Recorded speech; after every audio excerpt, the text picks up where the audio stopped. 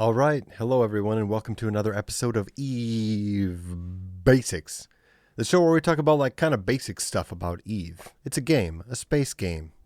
So today we're going to do an episode of Get Your Ship Together, and I've built a Tristan that I think can do the Sisters of Eve Epic Arc. Now, the Sisters of Eve Epic Arc is a quest line, a mission chain, whatever you want to call it, that you can do once every, I believe it's 3 months. Now, I haven't run this in about 3 years, so I should be able to do it. We're going to try it out in this. So there's a couple things your ship has to have in order to be able to do the epic arc. The first thing it has to be able to do is over 100 DPS, because the last boss of the epic arc has about 100 hit points per second of, I believe it's armor repair. Whatever it is, you have to break through that. So we are able to do 153 in this little Tristan, and you also at one point, I believe, have to have 150 M cubed of cargo space. What? I only have 140, you say? Well, that's why I packed this expanded Cargohold I in my cargo hold. It's like a cargo inside a cargo. And my plan is when I need to do that part of the mission chain, then I will just slap this on instead of one of these guys, one of the drone damage amps, just to get over that 150 hump. But we'll see if what I read on the interwebs is true about that. So with those two conditions met, let's talk about the build. I chose a Tristan because it's adorable. I can get this whole build for under 5 million. And it's fun to fly in frigates. It's fast to warp. It's fast to get around. And I'm looking for the most speed I can get. A lot of people, I guess, do the epic arc in a destroyer, which is fine. You know, you can do that too. But this is a fairly low skill way to do it, and it's also pretty cost effective, I think. So we're going to try this out. So I'm going to talk about the build, and then we're going to go have a space adventure together. I'm going to fly the entire epic arc in this thing and see what happens, see if we make it to the end or not. Okay, so small capacitor control circuits, 3 of them in the rigs. Yep, that's right, 3 of them in the rigs. I want to be cap stable in this thing, and I'll explain my thought process behind that in a second. Now, I know in my cap stability video, I said that I only want to be I don't want to be necessarily cap stable with everything on, but in this one I do, and I'll tell you why. So 3 of those over there. There's nothing special about fitting these. They're really, I don't even know if there's any requirements to be able to do it. These have no requirements. You can just do whatever you want with these things. So there you go. In my high slots, I have 2 Modal light ion particle accelerator 1s. These are the Meta 4 version of a light ion blaster. Is that right? Meta 4? Let's see. Information. Attributes. Meta level 4. Yep. So they're just a shade less than the Tech 2s. And these guys I fit with Federation Navy antimatter charge. My optimal range is 938 meters. I basically have to meld with the other ship in order to hit them with these blasters. But anyway, I only really plan to use these on the final boss of the epic arc. Everything leading up to that, my drones should be able to handle. It's a lot of frigates and destroyer stuff. If there's a few cruisers here and there, I will probably go in on them and use my blasters. But for the most part, I don't really plan on using these. With these turned off, they don't really take a lot of cap. The one thing you might want to watch out for with these guys that'll really kind of help the fit is in the fittings, if you can get your weapon upgrade skill up, you can lower the CPU usage of these things quite a bit. My weapons upgrades at 5. They used to be 9 teraflops each of CPU, and now they're 6.75.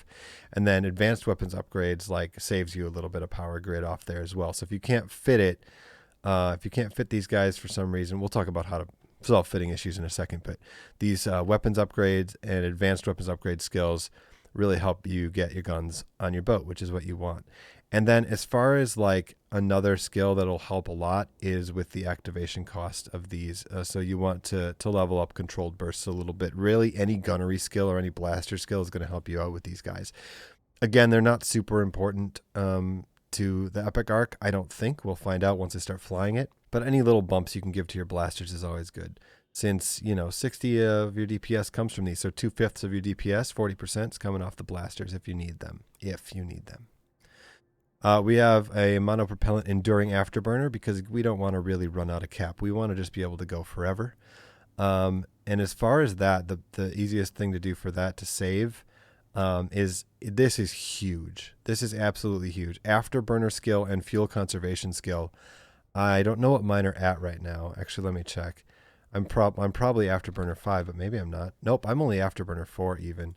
And fuel conservation, I'm only at 3, so I could be even more cap stable if I pop this up to 4 or 5 and the Afterburner up to 4 or 5 too, or 5. But this is already, even with the skills at 4 and 3, this is already almost a third of what it's supposed to be. That's going to be really key in keeping yourself cap stable during all these shenanigans that are going to go on. And the other skills are okay too, but it's really important to get at least 3 levels in each of those, and that'll help you out a lot. Okay, small compact, the battery here, again, in order to fit this really a lot easier, energy grid upgrades is a super good skill to have. Let's see what mine's at, just for like, So I'm at 5 of 5. So, this is lowering this already by 25%. So, if you're having trouble with the fit, maybe pump a level or 2 in energy grid upgrades. This is the shining star of the whole build. I was able to somehow cram a medium enduring shield booster on this thing. So my shield boost rate is silly. 30 hit points a second, like, that's absolutely bonkers. I anticipate almost taking no damage. We'll see what happens. Even though I have basically no resist, I should be able to heal through anything, but we're going to find out how this goes. Again, this is kind of experimental. The shield booster, like, one thing you can do for this is shield compensation, which again is going to lower the activation cost of this to keep you more cap stable. What's my shield compensation at, just to show you? Because I'm not this character only has got 27 million skill points, which isn't a ton. I see I'm only at 3 shield comp. That's easy to get to, really easy to get to. So another level or 2 in that, I'd be even more cap stable, but I don't need to be more cap stable. If I had better Afterburner and better this skills, I might be able to cut a cap control circuit and get something else over here, like some shield resist of some sort, but whatever. I've got 2 of these compact drone damage amps on here. The Tech 2s are a lot bigger, they don't fit, and they're also a lot more expensive. And for the Epic Arc, we're just going to go with the compact version. And then we've got a Mark I compact power diagnostic system. This puppy gives you everything your little ship needs here. It gives you more power grid. It gives you shield hit points as well as shield regen. Like, it's not a ton, honestly. But it also gives you capacitor. So this thing does a little bit of everything for you. And I think that without it, like, I think a lot of you guys are going to need like some power grid help in this fit. So I put it on there anyway. If you don't need the power grid, you can go with like a third. Oh my gosh, you can't. That's a mess. We won't be doing that. Let's never look at that again. So that right there. All right, now the next thing we're going to talk about is, I already told you about this, expanded Cargohold I, just in case we need to bump our M cubed up a little bit. Like I read, we kind of have to at some point.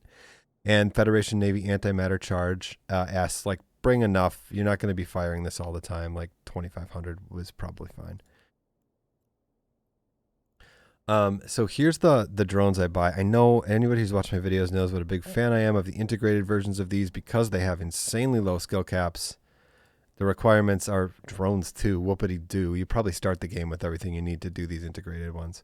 The reason I bring warriors and acolytes is that between these 2 little guys, you cover every single damage type that you need. Now, is this the biggest deal in the world? No, probably not.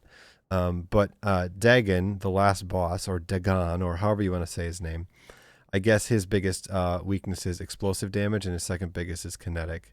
And so I could just run regular warriors in here, but the integrateds are a little bit better, and they're not totally break the bank expensive, so